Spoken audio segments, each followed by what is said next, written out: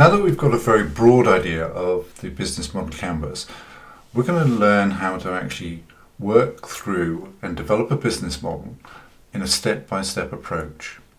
Now the good thing is this is a well-established process, lots of companies use it, and I'm going to walk you through how to create a business model. The first and probably the most important part of it is that we need to understand our customers. Who are they? Who are we looking to target? And different customers have very different needs, and we'll drill into that in a lot more detail.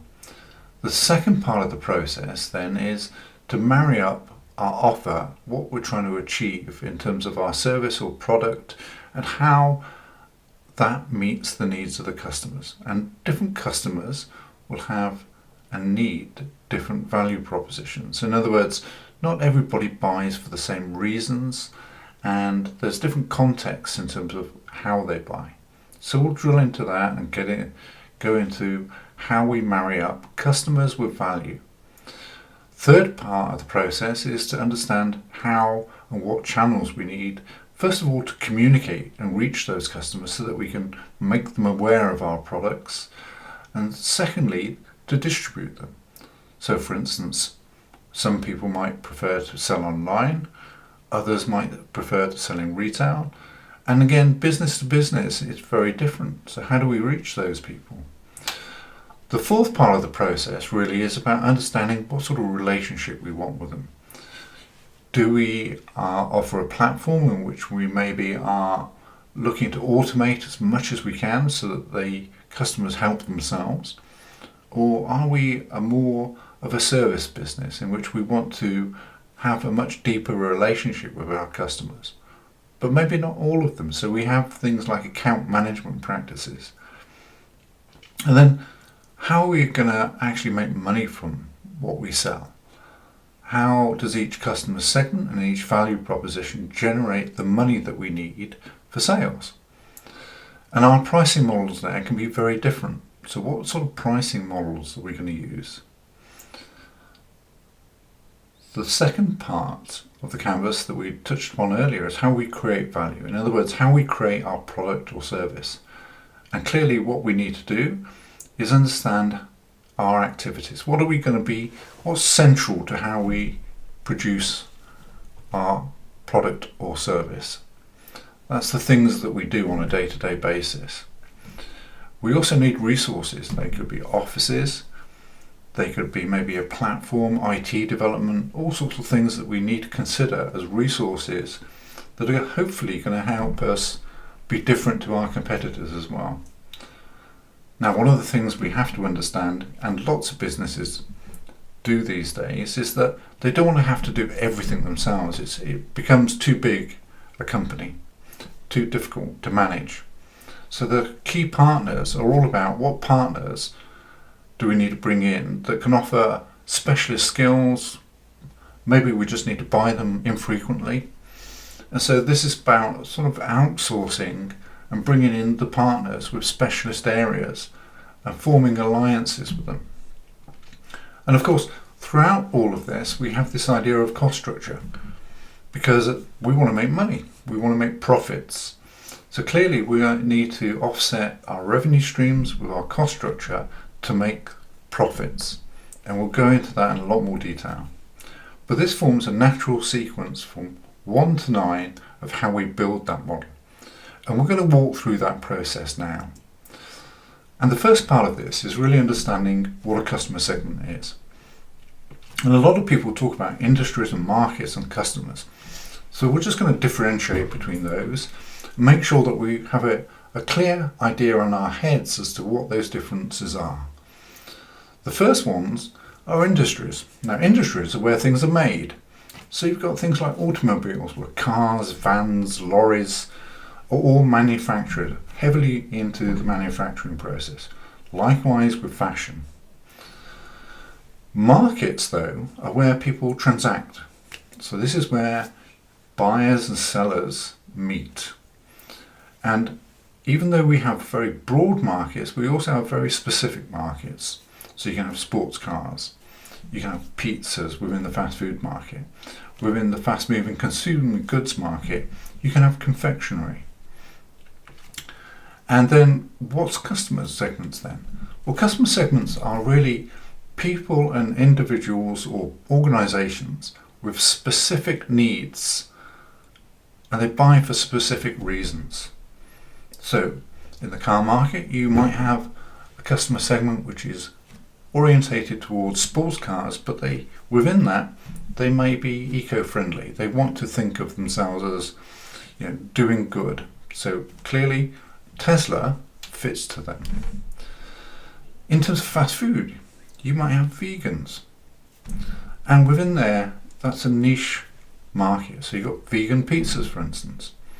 In fast-moving consumer goods, a niche consumer segment might be coffee enthusiasts, but they want to make it easy and have a variety of tastes. And then with things like services, you might have city dwellers with no car who just want to use transportation as and when they need it. So Uber.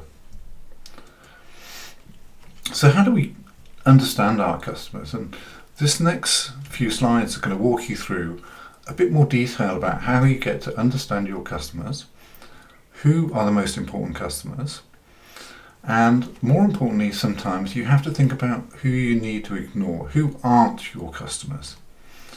And one of the things that we'll do in this process is to look at how we gather up information.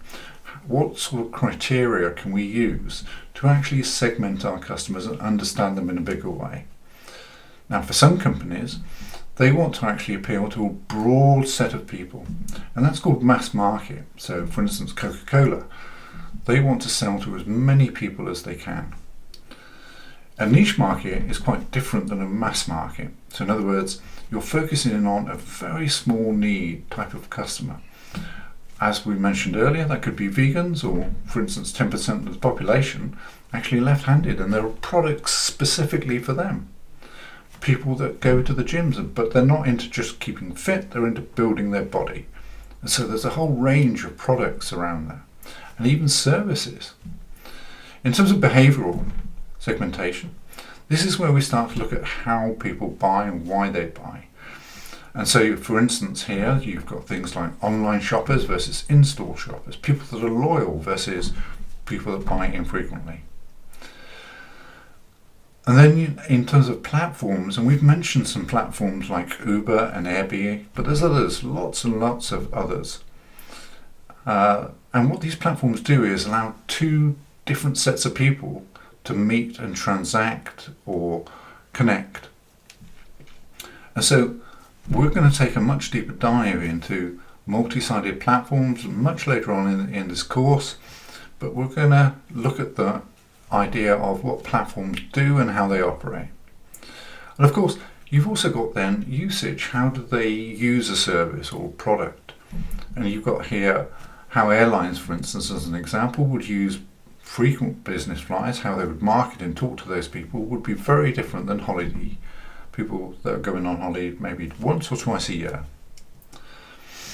Lots of different ways of segmenting markets.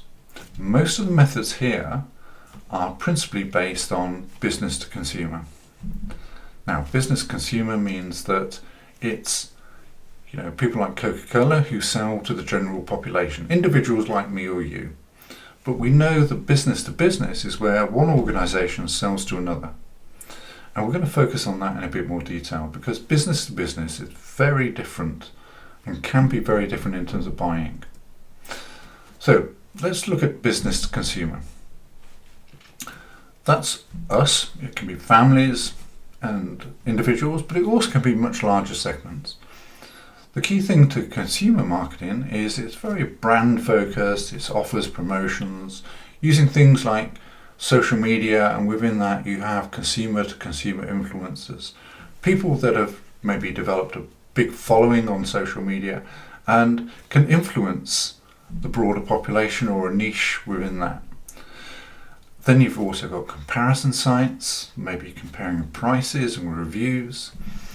And in terms of B2B sales, they tend to be quite short lead times. People go from having an idea about a product to buying it very quickly. But business to business is very different.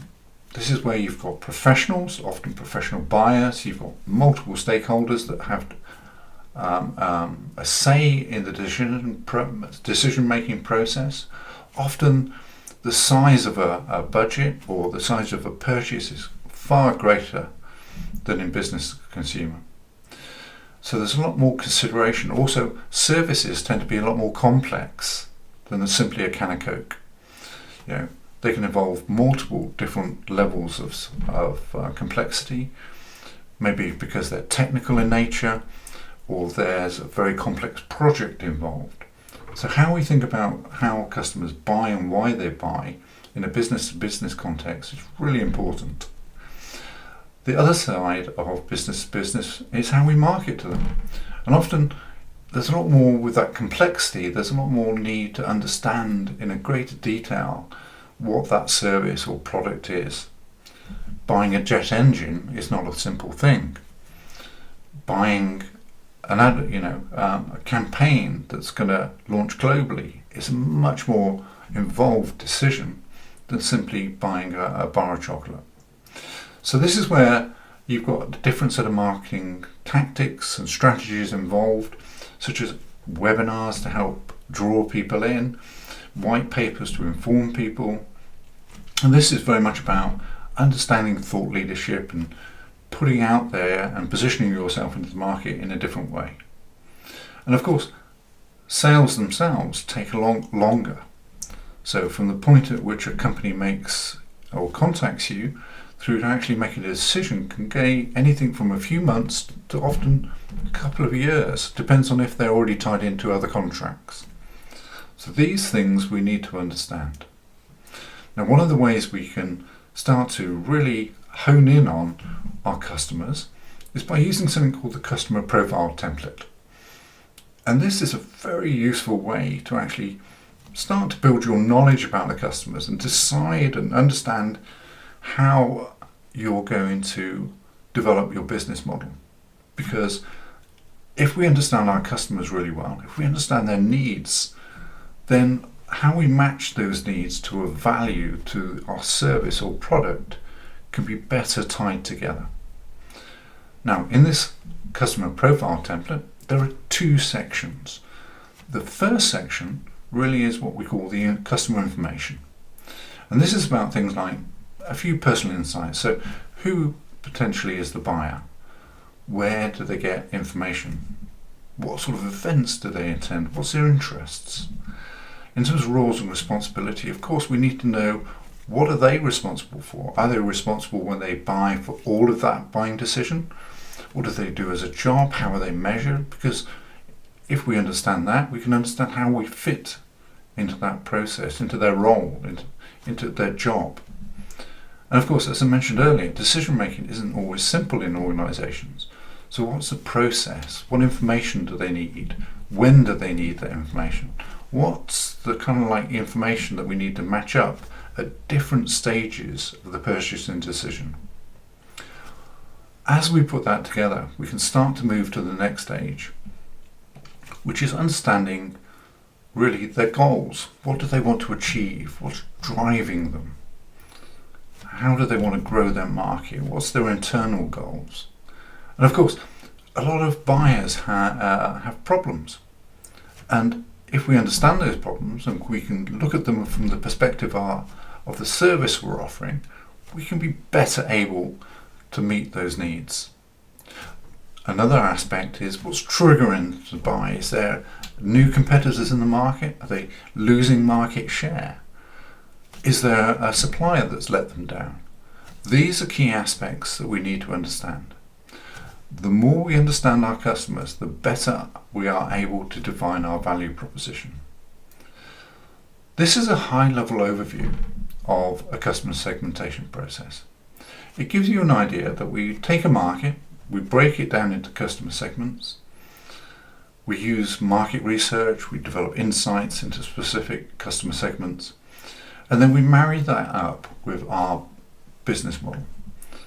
Basically, what we're trying to do here is match our product and service to the business model and the market. And that determines then how we position ourselves versus our competitors. And of course, we want to be able to reach them. And once we reach them, we want to be able to convert them. So that comes into all the strategies and tactics that we need to think about when we actually want to acquire customers. Don't forget, acquiring customers relates to revenue generation. And that is a key aspect of how we structure our business model. So there's a few different methods. Now, just as a simple exercise, let's just take Spotify. Spotify is kind of like mass market, really, but it's got different customer segments.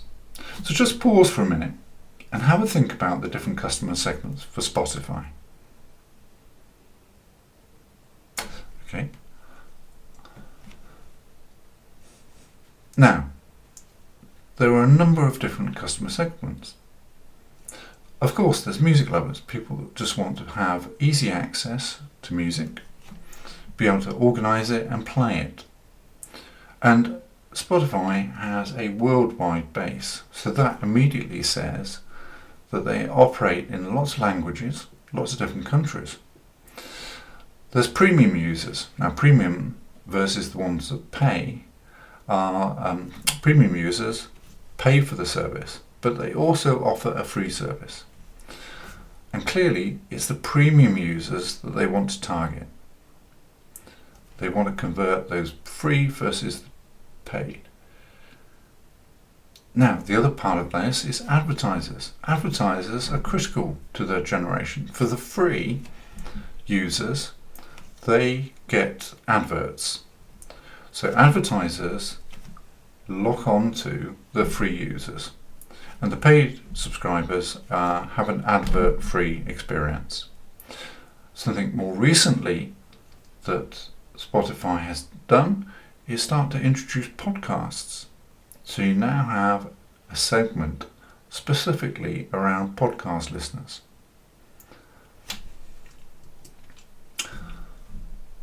So now we've covered customer segments, we're going to walk on to the second step, which is understanding a value proposition.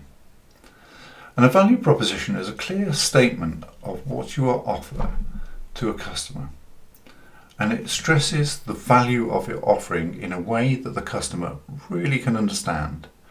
And it helps to make it easy and clear what your product is and why they should buy.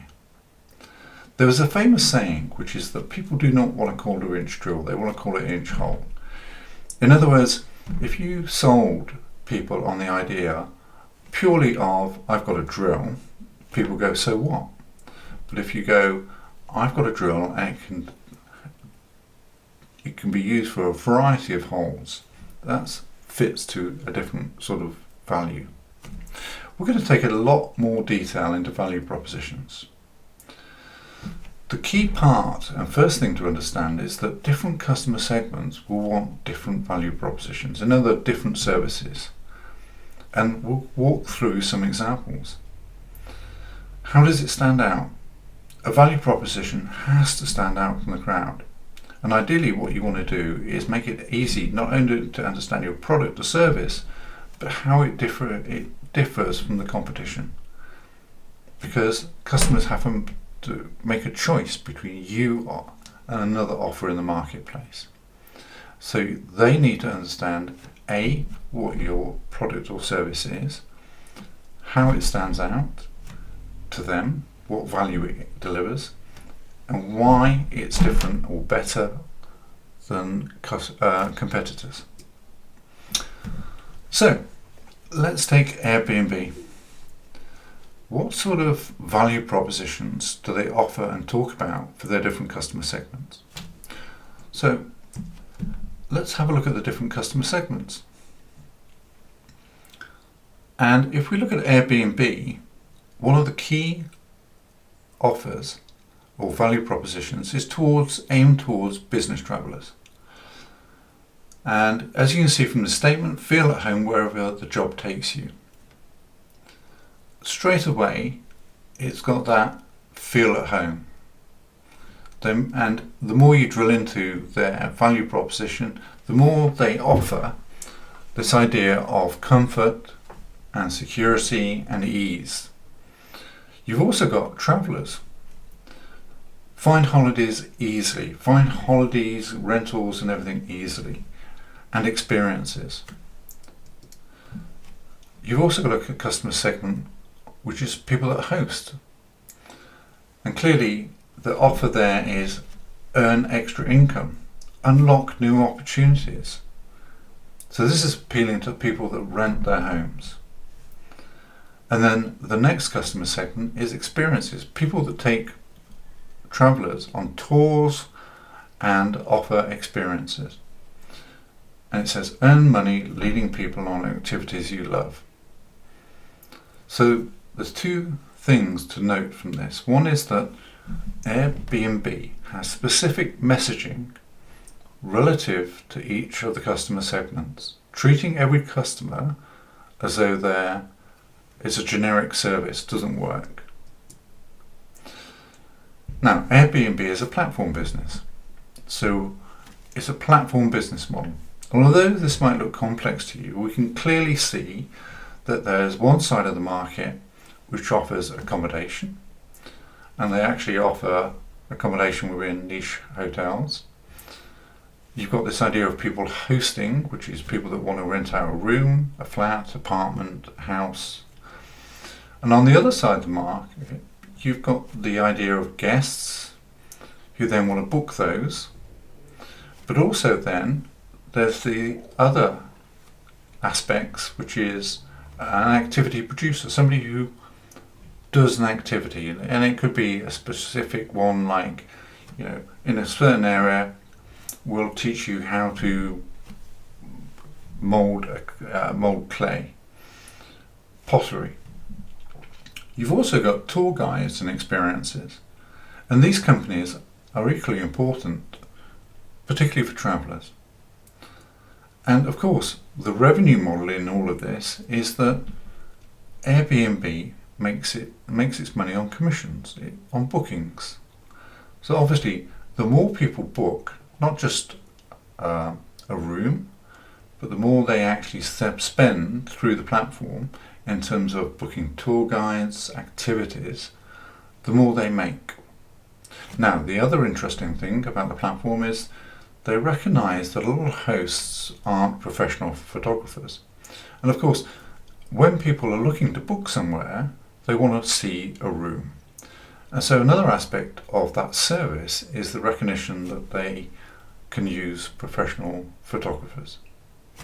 So that's a simple example of value propositions. And as we can see, this is the fuller Airbnb business model. But what we've done is broken it down into customer segments and then looked at some of the value propositions for each of those people. And what we're doing in this process is marrying up value propositions versus customer segments. I'm going to give you a few more examples. There's plenty on the internet you can look at. If you go into branded sites, you can see how their key value proposition is often the first thing on the page. Shopify, build an online business no matter what business you're in.